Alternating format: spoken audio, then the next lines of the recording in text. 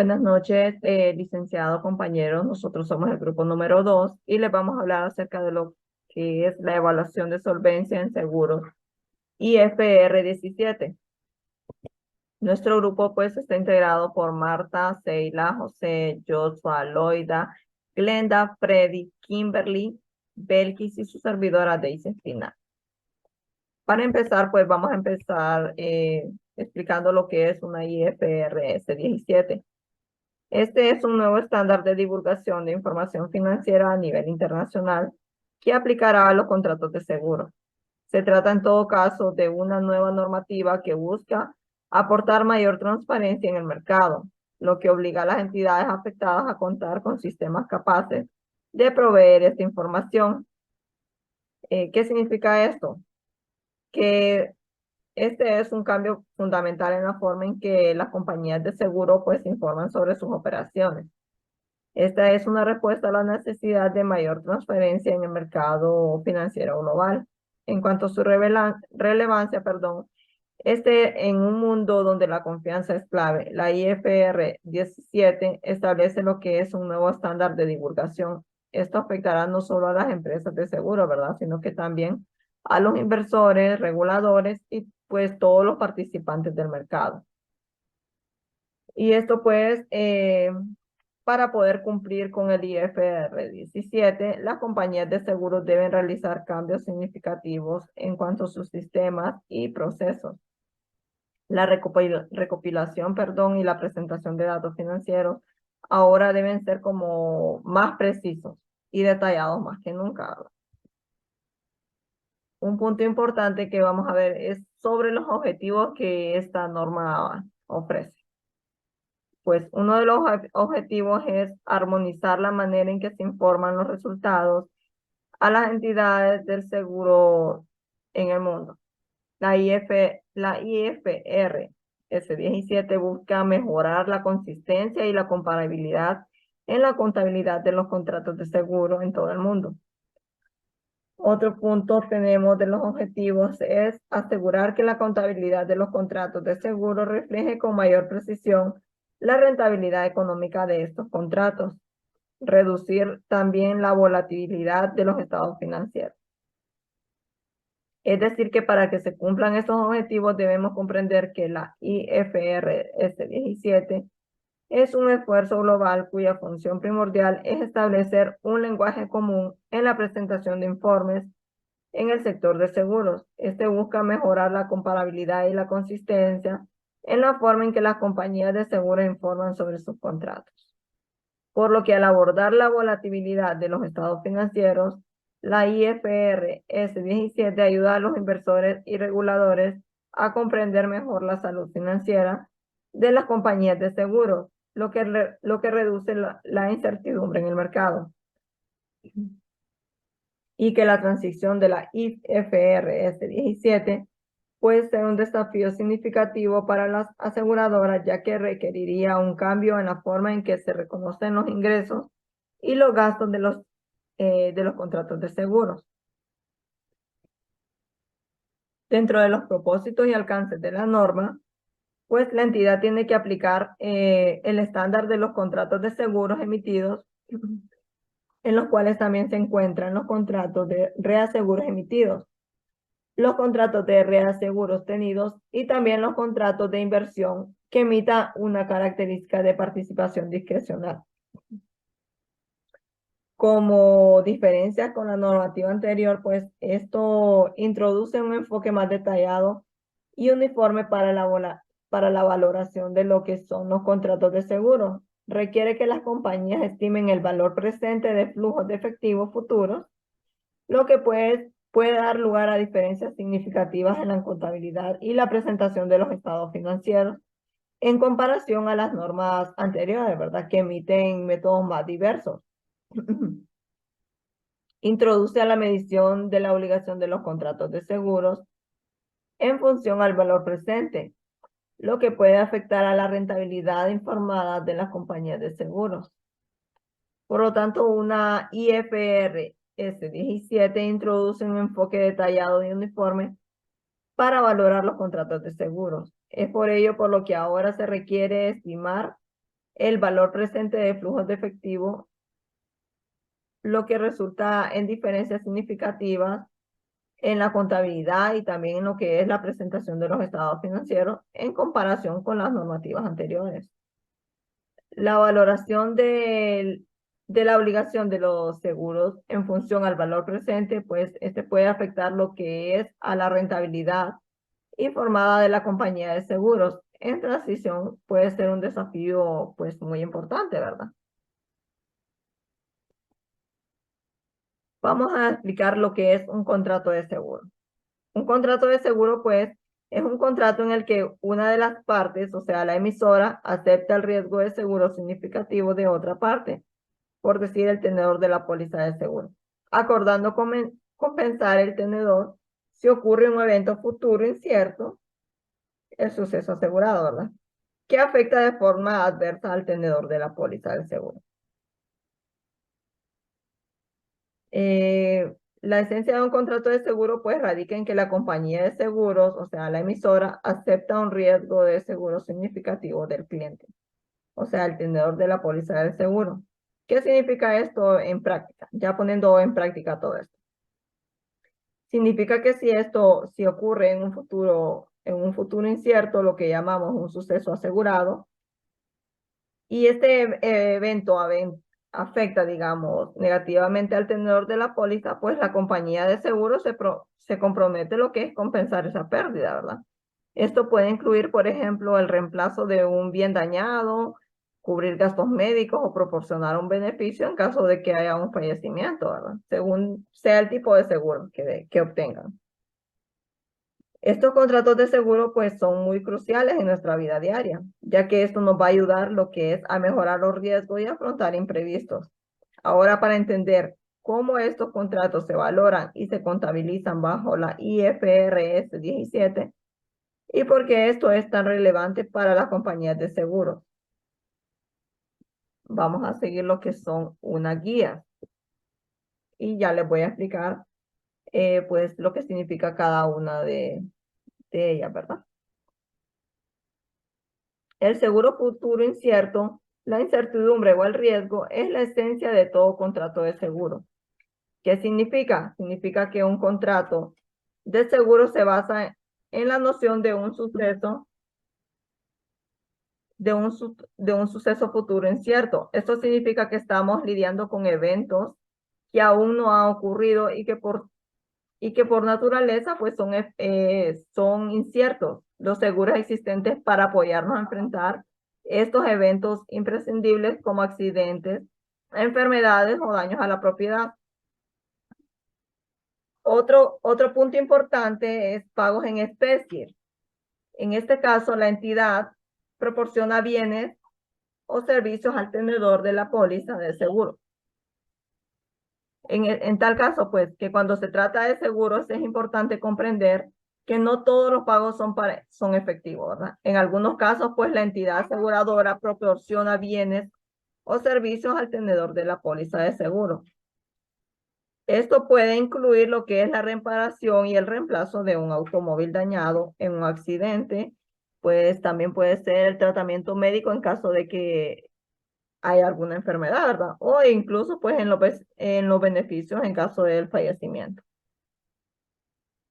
Otro punto importante es el riesgo de seguro significativo. ¿Qué significa esto? Que si un suceso asegurado podría hacer pagar el emisor importes adicionales significativos en cualquiera de los escenarios. Por lo que un aspecto clave en la definición de un contrato de seguro es el riesgo de seguro significativo. ¿Qué significa esto? Que si el suceso asegurado se materializa, podría resultar en pagos adicionales significativos por parte de la aseguradora. Como por ejemplo, si tienes un seguro de propiedad, digamos, y tu casa se daña gravemente, pues la entidad aseguradora puede enfrentar lo que es ese gasto, ¿verdad? Porque es un gasto significativo, pues, y que debe cubrir por los gastos de reparación. Otra de las guías es la distinción entre el riesgo de seguros y otros riesgos. El riesgo distinto del riesgo financiero, transferido por el tenedor de un contrato al emisor. Por lo que un punto importante, pues, es considerar que la distinción entre el riesgo de seguro y otros riesgos, en este contexto, nos referimos al riesgo distinto del riesgo financiero, transferido pues por el tenedor del contrato al emisor. En otras palabras, estamos hablando de la transferencia de riesgos relacionados con sucesos futuros inciertos, no riesgos puramente financieros, ¿verdad? Otro cambio en el nivel de riesgo de contratos de seguro, de seguros de seguro. Bueno, es decir, que los contratos de seguro pues también pueden implicar cambios en el nivel de riesgo. Por ejemplo, si adquiere un seguro de salud, vaya, y luego se expone a riesgos que aumentan la probabilidad de necesitar atención médica, pues esto puede cambiar el nivel de riesgo para la entidad aseguradora. Esto es algo que debemos tener en cuenta al hablar de la gestión de riesgos en el sector de seguro, ¿verdad? Y como contratos de seguro, tal y como anteriormente se había planteado, los contratos son fundamentales en el mundo de la finanza, ¿verdad? Y la protección. Esto es todo de mi parte. Mi compañero les va a seguir explicando más sobre el tema, ¿verdad? Gracias por su atención. Muy bien, ahora vamos a continuar con los componentes de inversión. Vamos a profundizar en las condiciones que definen un componente de inversión como distinto de un contrato de seguro. Dice que un componente de inversión es distinto si y solo si se cumplen con las siguientes dos condiciones. En primer lugar, tenemos que el componente de inversión y el componente de seguro no están altamente interrelacionados. ¿Qué ocurre cuando la entidad no puede medir un componente sin considerar el otro? O cuando el tercero de la póliza de seguro no puede beneficiarse de un componente a menos que el otro también esté presente. ¿Qué significa esto? Significa que no podemos medir uno de los componentes sin considerar el otro. Además, el tenedor de la póliza de seguro no puede beneficiarse de un componente sin que el otro esté presente. Esto asegura que ambos componentes sean independientes y por lo tanto distintos. En segundo lugar, tenemos un contrato con términos equivalentes se vende o podría venderse por separado en el mismo mercado o jurisdicción por entidades que emiten contratos de seguro o por terceros. La entidad tendrá en cuenta toda la información razonable disponible a realizar esta determinación. Esta segunda condición también es crucial. Un componente de inversión es distinto si se puede vender o podría venderse por separado en el mismo mercado o jurisdicción. Esto podría ser utilizado por entidades que emiten contratos de seguro o incluso hasta por terceros. La entidad debe considerar toda la información razonable disponible en ese momento para determinar si estos términos equivalentes existen. Ahora bien, ¿por qué estas condiciones son tan importantes? La distinción entre un componente de inversión y un componente de seguro tiene un gran impacto en la contabilidad y en la presentación de los informes financieros. Esto puede afectar la forma en que la forma de los estados financieros y en última instancia cómo se toman las decisiones respecto a ello. Para visualizarlo, consideramos este ejemplo. Un contrato que combina una protección de seguro con un elemento de inversión, pero ambos están altamente relacionados. Según estas condiciones, no se consideraría un componente de inversión distinto.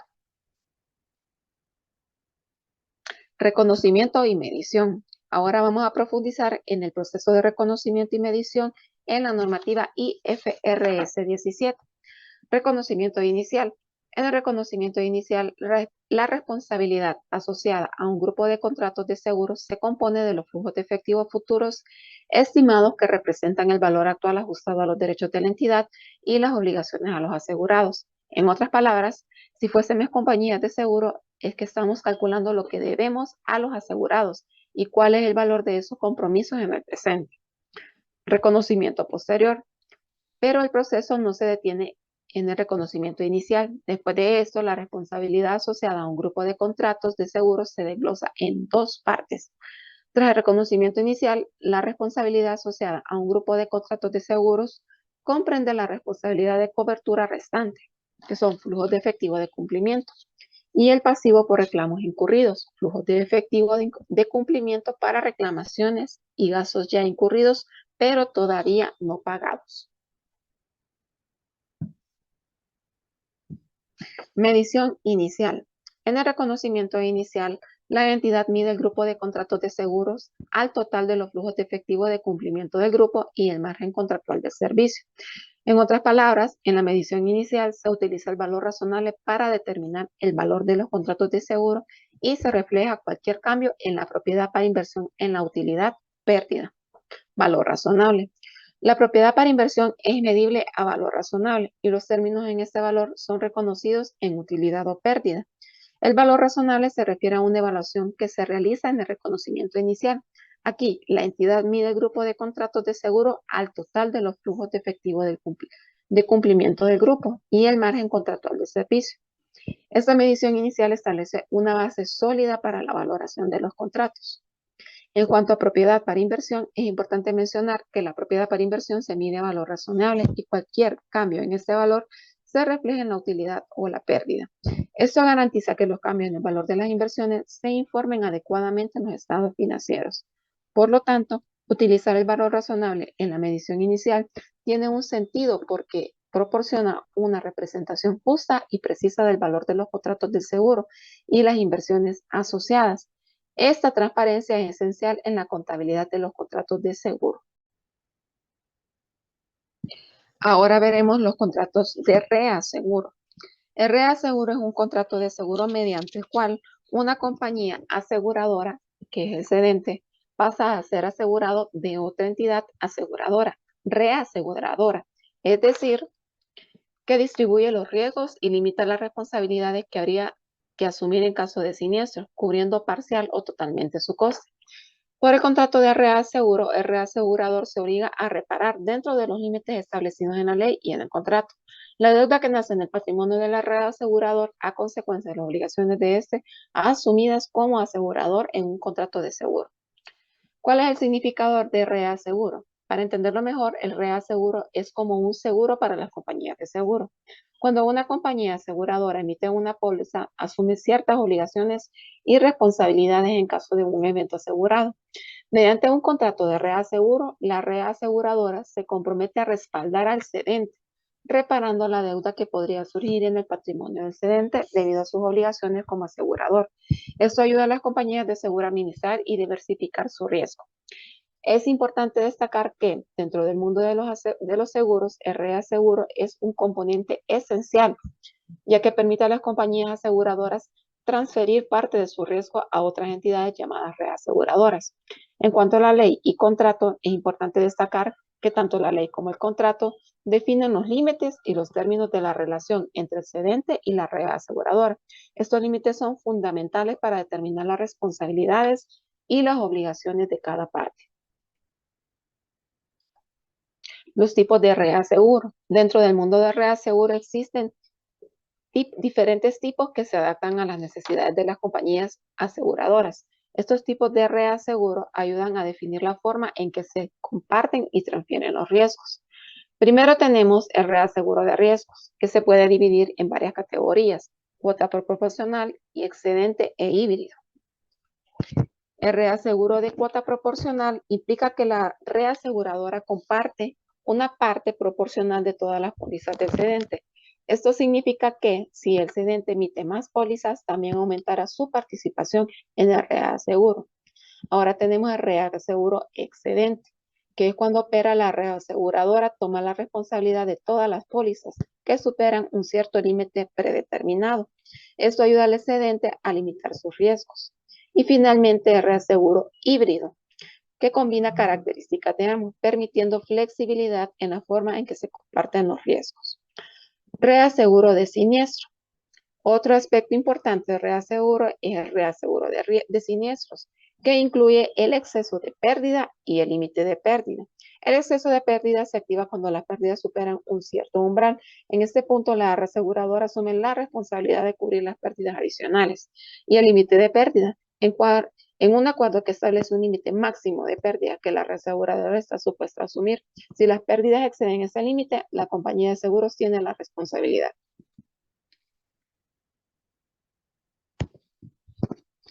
Información para revelar sobre los contratos de seguro. En marzo de 2004, el Consejo de Normas Internacionales de Contabilidad emitió la NIF 4, contratos de seguro. La NIF 4 era una norma provisional que iba a estar vigente hasta que el Consejo completara su proyecto sobre contratos de seguro. La NIF permitía que las entidades usaran una amplia variedad de prácticas contables para los contratos de seguro, que reflejaran los requerimientos contables nacionales y variaciones de esos requerimientos, sujeta a las mejoras concretas e información a revelar especificada. La revelación de información es un aspecto clave de la normativa contable en el ámbito de los contratos de seguro. Esta importancia radica en la transparencia y claridad que debe proporcionarse a los interesados, incluyendo inversionistas, reguladores y el público en general. La NIF 4 permitía a las entidades usar una amplia variedad de prácticas contables para los contratos de seguro. Esto significaba que las compañías podían reflejar los requerimientos contables y nacionales y variaciones de esos requerimientos en sus informes. Sin embargo, se destaca que estas prácticas estaban sujetas a mejoras concretas y requerían información específica para ser revelada.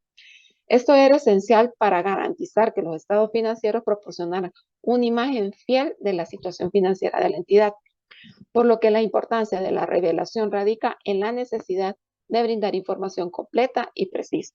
Los interesados como los inversionistas, reguladores y otras partes interesadas confían en esta información para tomar decisiones informadas. La evolución de las normas contables, como pasó de la NIF 4 a la IFR 17, se ha centrado en mejorar la consistencia y comparabilidad de esta información. Esto es fundamental para reducir la volatilidad de los estados financieros y brindar una visión más precisa de los contratos de seguro. Las entidades están obligadas a revelar información detallada sobre los contratos de seguro para cumplir con las regulaciones y proporcionar a los interesados la confianza en la gestión y el desempeño de la entidad en el sector de los seguros. Esto fue todo de mi parte.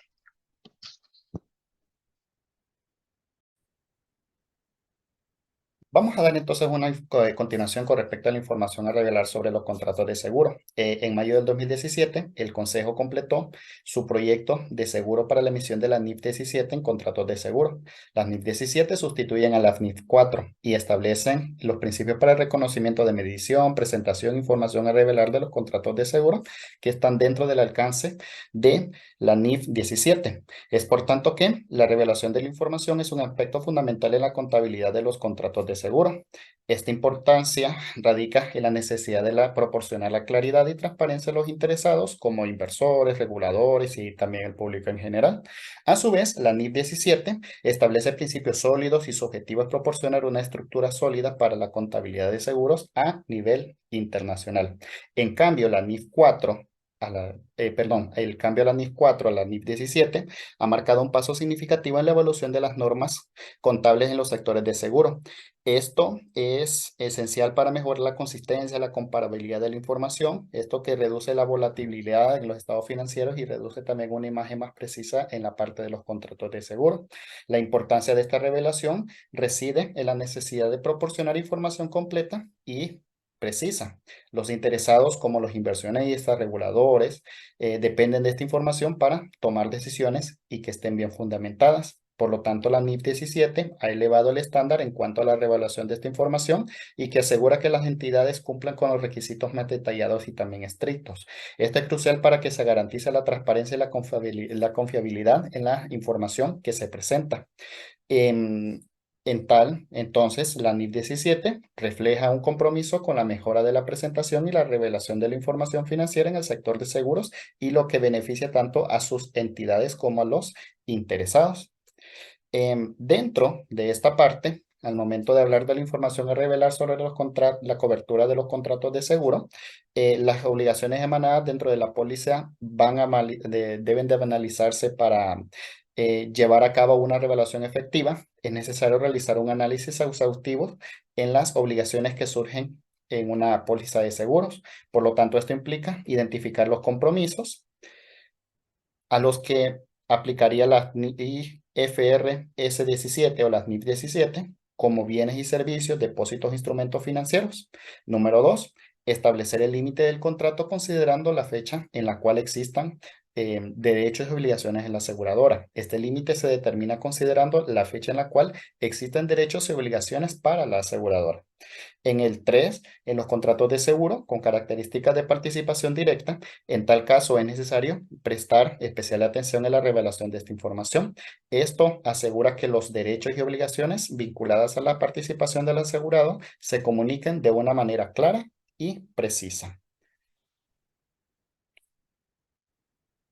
En cuanto a la transición y la fecha de aplicación, cuando hablamos de la transición y la fecha de aplicación de las NIF 17, estamos abordando un proceso crítico en la implementación de esta normativa. Por lo tanto, se requiere una aplicación retrospectiva completa. Sin embargo, si es impracticable, hay disponible un enfoque retrospectivo modificado y uno de valor razonable. La función actuarial pone a disposición el manual contable de la aplicación de las IFRS 17 en una entidad, el cual debería de contener los principios criterios para la aplicación de la normativa en su compañía. Esto lo que significa es que las NIF 17 o las IFRS 17 requieren una aplicación retrospectiva y completa, simple y que sea posible, y las entidades deben de ajustar sus registros anteriores para cumplir con los nuevos estándares de la contabilidad de seguro. Sin embargo, entendemos que en algunos casos la aplicación retrospectiva y completa puede ser impracticable. En tales situaciones, la normativa ofrece alternativas como el enfoque retrospectivo modificado y el enfoque de valor razonable.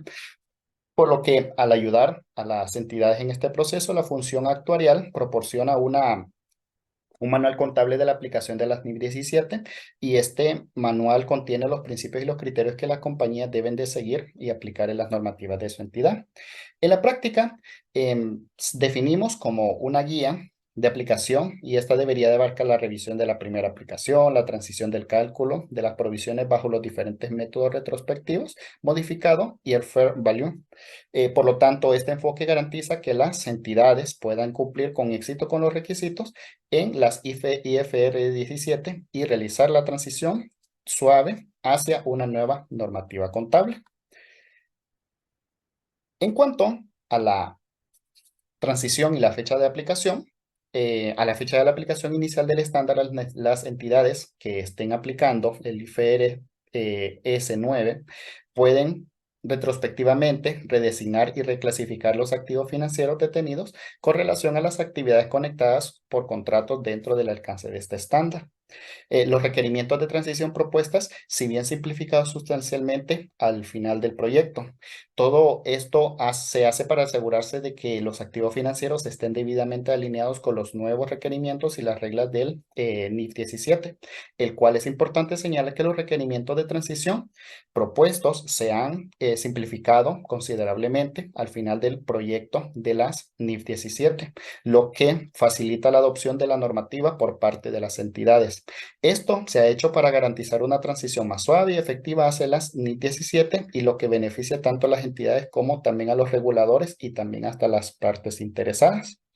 Por lo tanto, cuando vamos a hablar nosotros de transición y la fecha de aplicación, entonces la fecha de vigencia es un aspecto crucial en la implementación de las NIF 17, ya que establece cuándo esta normativa entra en efecto y cuándo las entidades deben de comenzar a aplicarla. Aquí exactamente me dice que una entidad aplicará las NIF 17 para los periodos anuales que comiencen a partir del 1 de enero del 2021. O sea, o es decir que hoy en día ya todas las entidades de seguros y de reaseguros deberían de ya estar aplicando las NIF 17 ya actualmente en este año 2023. Esto marca el inicio de la aplicación obligatoria de esta normativa, y si una entidad aplica la NIF 17, revelará ese hecho. Se permite la aplicación anticipada para entidades que apliquen las NIF 9, instrumentos financieros, o las NIF 15, ingresos de actividades ordinarias procedentes de contratos con clientes antes de la fecha de aplicación inicial de las NIF 17. Por lo tanto, es importante destacar que si una entidad decide aplicar las NIF 17 antes de la fecha de aplicación inicial, están en su derecho de poder hacerlo. Sin embargo, esto debe ser informado y revelado adecuadamente.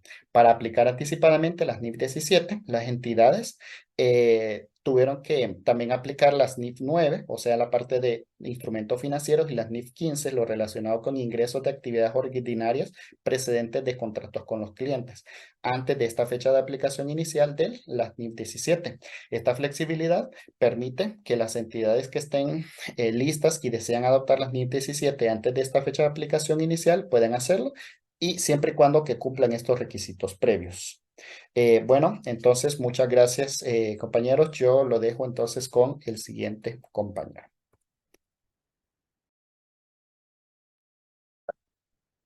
Bueno, continuando con la presentación, ahora hablaremos sobre los métodos de transmisión permitidos. Entre estos tenemos lo que es el método retrospectivo, el método retrospectivo simplificado o modificado y el método de valor razonable. ¿A qué nos referimos con el método retrospectivo? Pues con esto, como se ha indicado anteriormente, es el método que debe usar toda entidad, salvo que sea impracticable, es decir, imposible su aplicación. Tal y como indica su propio nombre, la entidad aplicará la norma retroactiva a la fecha de transición. En lo que respecta al método retroactivo modificado o simplificado, este método será aplicable si resulta inaplicable el anterior. Tras haber realizado cada contrato o grupo de contratos y haber confirmado la imposibilidad por falta de información, este pasará a valorarlo por este método que propone varias simplificaciones de la aplicación retrospectiva, conservando siempre el objetivo de que el resultado sea el más cercano a este. Para esto se identificará o conocerá y medirá cada grupo de contratos de seguro como la norma lo establece si hubiere aplicado siempre, por decir, dará de baja en cuantos los saldos existen que no existieran si la norma se hubiera aplicado desde siempre. Reconocerá cualquier diferencia neta resultante en el patrimonio. Luego tenemos lo que es el método de valor razonable. En este método, lo que determina o en lo que consiste es el margen de servicio contractual o el componente de pérdida por cobertura restante en la fecha de transición, como la diferencia entre el valor razonable de un grupo de contratos de seguros y esa fecha y los flujos de efectivo procedentes del cumplimiento de esas fechas. Se puede decir, por lo tanto, que la única información que se necesita para su cálculo son los flujos de caja futuros obtenidos a partir de la norma y el valor razonable de la cartera. En la siguiente diapositiva tenemos lo que son ya las conclusiones. Al grupo llegamos a las conclusiones que la norma representa una transformación fundamental en la forma en que las compañías de seguros contabilizan y presentan sus operaciones. Otra conclusión es que la norma tiene un impacto positivo en la transparencia de la información financiera. Esto resulta en una comparabilidad mejorada entre las entidades aseguradoras. Y como tercera, tenemos que la aplicación de normas conlleva desafíos significativos, tanto técnicos como operativos. Como grupo, al haber realizado el informe, nos dimos cuenta de muchas cosas buenas que tiene esta norma. Entonces, por lo tanto, creemos que es muy importante la aplicación y entenderla. Por lo tanto, tenemos que como recomendaciones se debe comenzar la planificación y preparación para la implementación de la norma con la mayor antelación posible. También que se debe realizar una evaluación detallada y personalizada del impacto de la norma en cualquier organización, también considerar factores específicos como el tamaño de la empresa, el tipo de contratos de seguro y el alcance de las operaciones. Esta es muy importante determinar también el alcance cuando no puedo hacer a mayor alcance, mayor oportunidad. También tenemos que asegurarse de que sus sistemas de contabilidad y tecnología estén actualizados y puedan acomodar los requisitos de la norma. Bueno, esto sería todo por nuestra parte. Por tanto, con el grupo número 2 y darle las gracias a todos por su atención. Gracias a los compañeros, licenciado.